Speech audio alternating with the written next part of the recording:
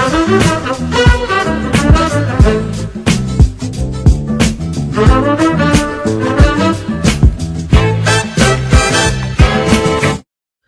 datang di Lini Podcast, ngobrol lebih dekat tentang gaya hidup sehat.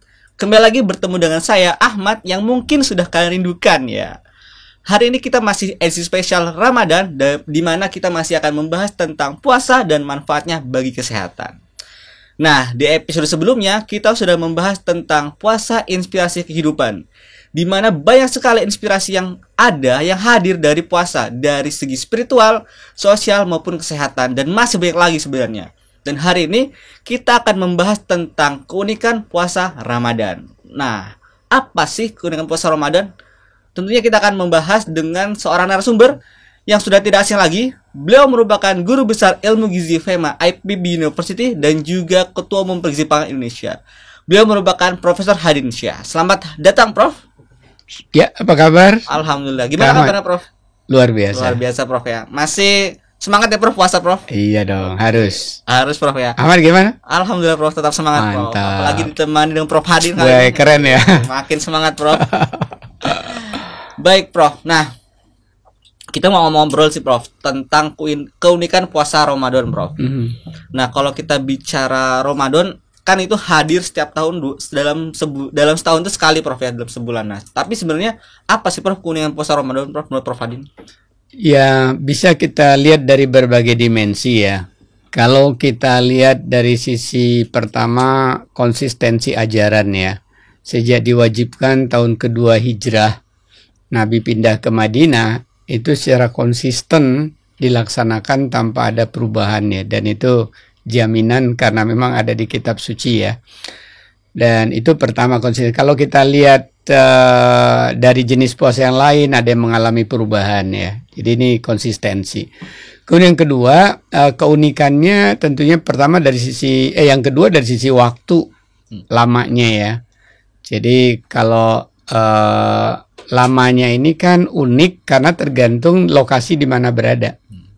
Jadi mulai dari terbit dari imsak sampai terbenam matahari ya. Yang kalau di kita sekarang di Indonesia sekitar berapa? 14 jam. Konon di New Zealand hanya 11 jam ya. Di dekat ke arah kutub utara sana bisa 20 lebih, bahkan 21 jam. Di Skandinavia itu 20 jam. Di Rusia juga 19 jam. Jadi sangat lokal spesifik dan tidak berarti mereka akan terus-menerus begitu.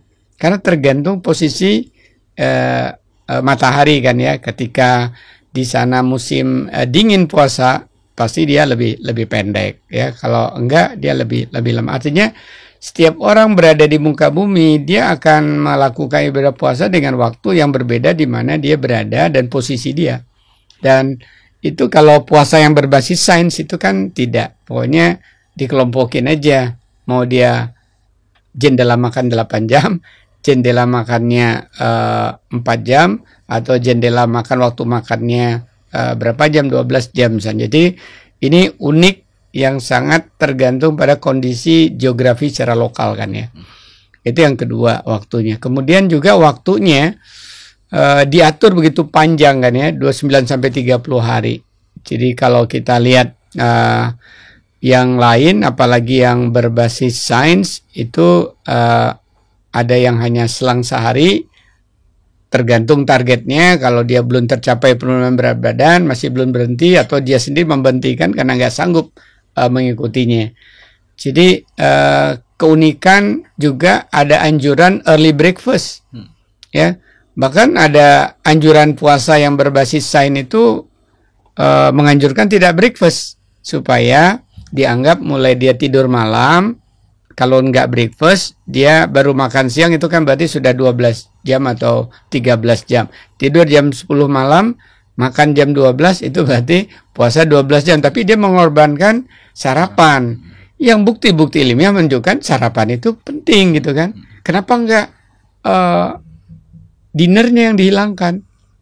Coba kalau dinner dihilangkan kan juga bisa. Iya benar. Ya, makan siang jam 12. Sudah itu besoknya lagi baru sarapan jam 6, berarti lebih bagus dong, jadi 18 jam kan. Atau makan siangnya ditunda jam 4, nggak makan malam, tidur pasti nggak makan ya, kecuali mimpi makan ya.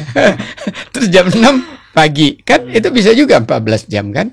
Kenapa harus sarapan yang dikorbankan? Nah itu juga keunikan dari puasa Ramadan, selalu ada dianjurkan early breakfast yang namanya sahur. Ya. Iya, wah jadi banyak banget Prof ya. Keunikan dari puasa Ramadan sebenarnya dari waktu, kemudian ada sahur segala macam gitu Prof. Nah, tapi ada lagi keunikan lainnya. Iya, Prof, puasa Ramadan ini puasa totalitas.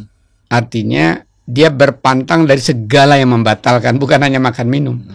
Ya, mengendalikan hawa nafsu. Iya. Kalau puasa yang berbasis sains itu ya ada yang pantang makan boleh minum gitu kan, karena dia takut haus gitu ya. Ada yang dia bukan pantang sih, tidak makan tidak minum, atau tidak makan saja boleh minum air putih atau teh misalnya. Jadi keunikan itu totalitas ya, keunikannya totalitas, dan umumnya puasa berbasis spiritual memang totalitas.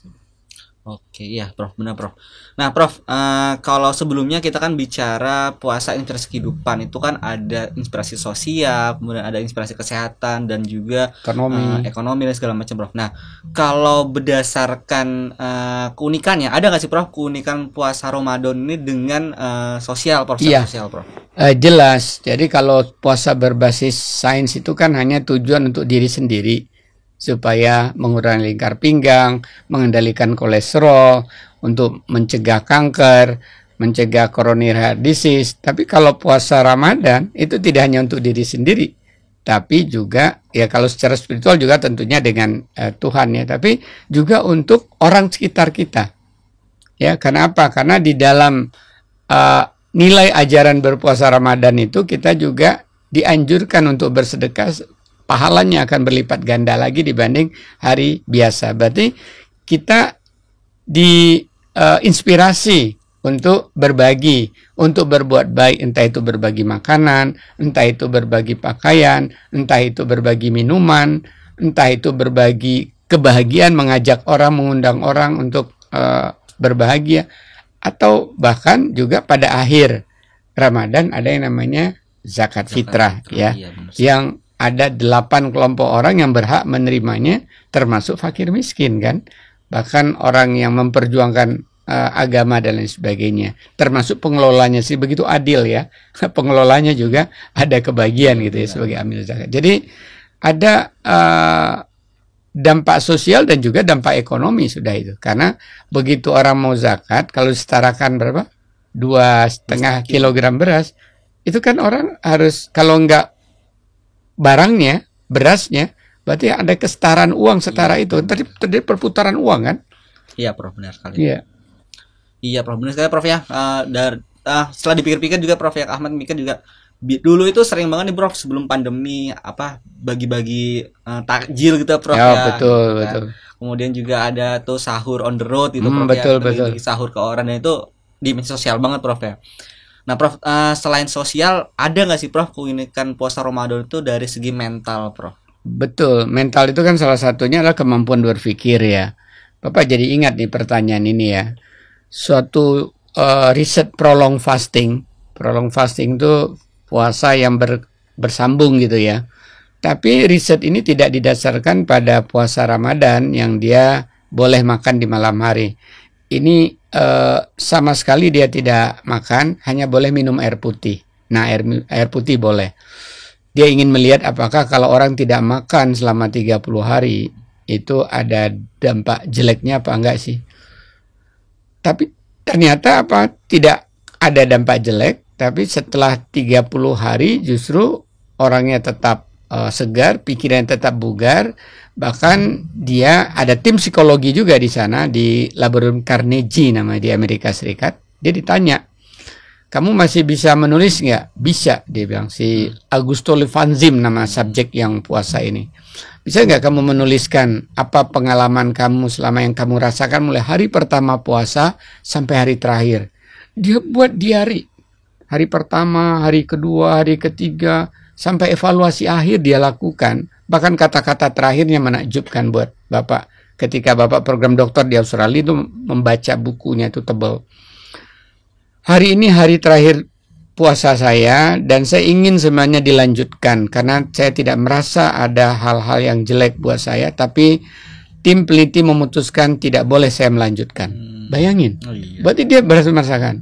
Dan tulisan itu berarti kan pikirannya jernih, ya. Kalau nggak mungkin dia bisa nulis, coba.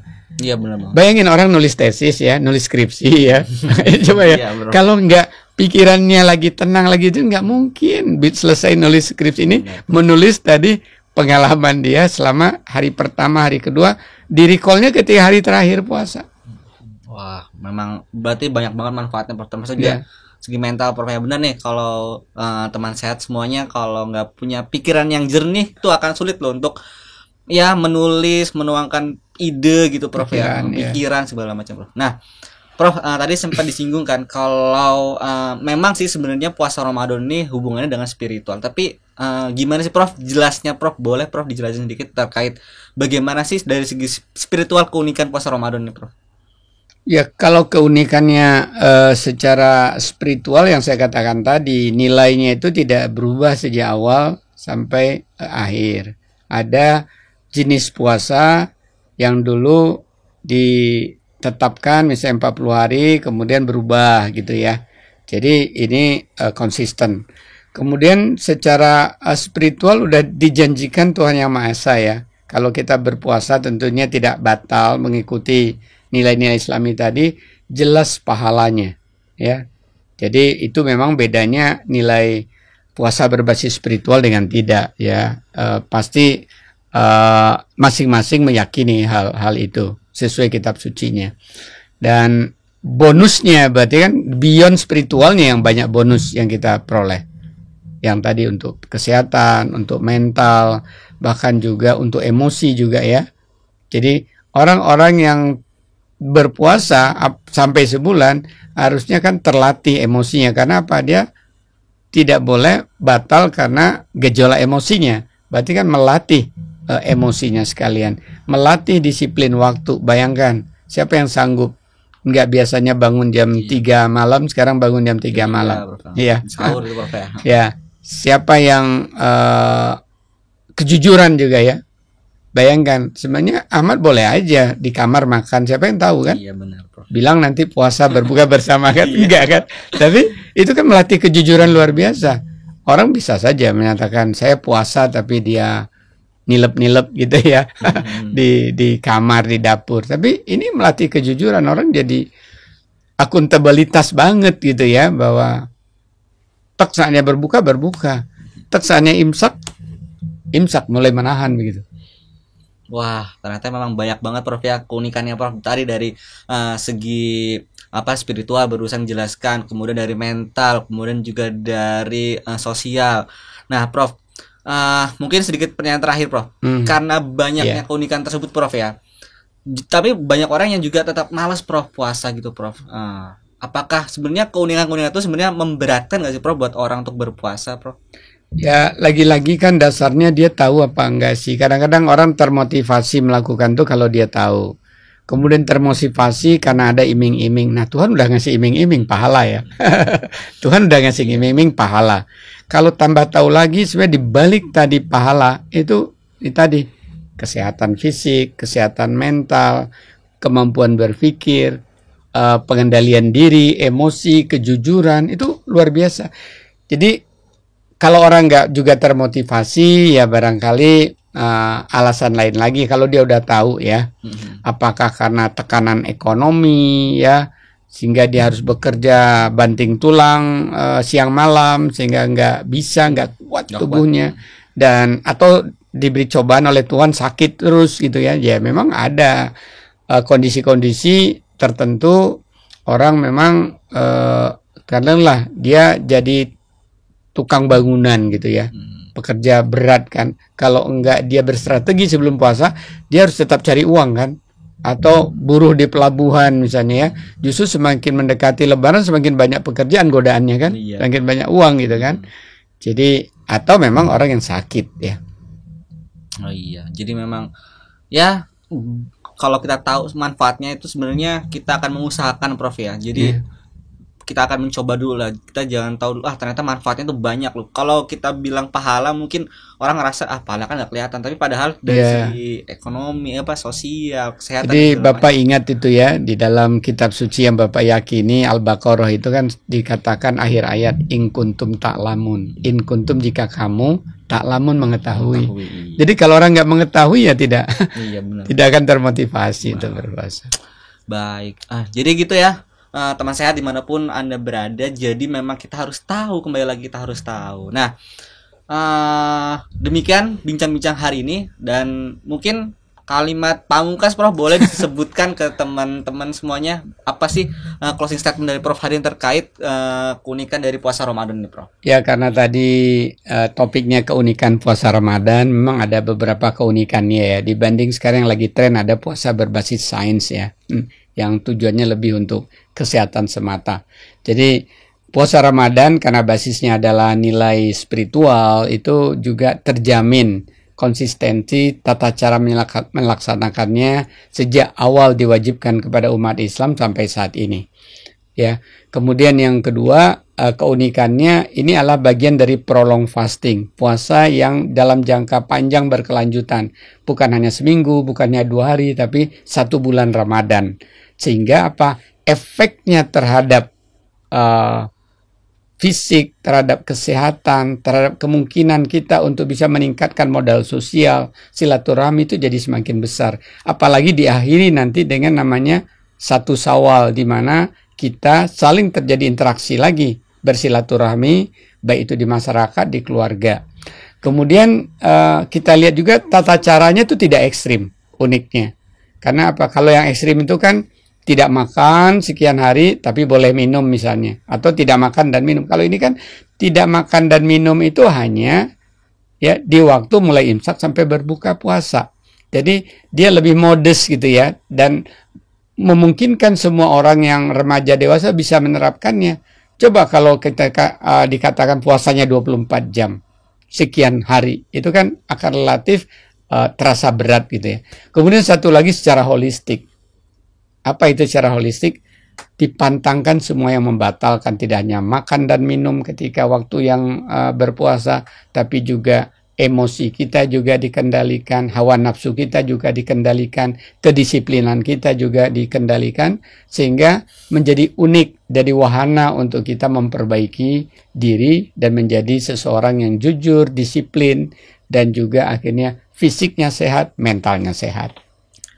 Baik, terima kasih banyak Prof Hadin untuk kesempatan hari ini. Demikian ini podcast pada episode kali ini. Jangan lupa untuk ikuti terus podcast di channel YouTube dan Spotify Lini Sehat. Dan pesan terakhir, jangan lupa segera berbuka jika sudah azan maghrib. Dan kalau mau berbuka dengan manis-manis, boleh dong ajak saya. Jangan lupa untuk saksikan podcast berikutnya dengan tema yang menarik, yaitu Begini Kiat Sahur Sehat. Sampai jumpa di kesempatan berikutnya.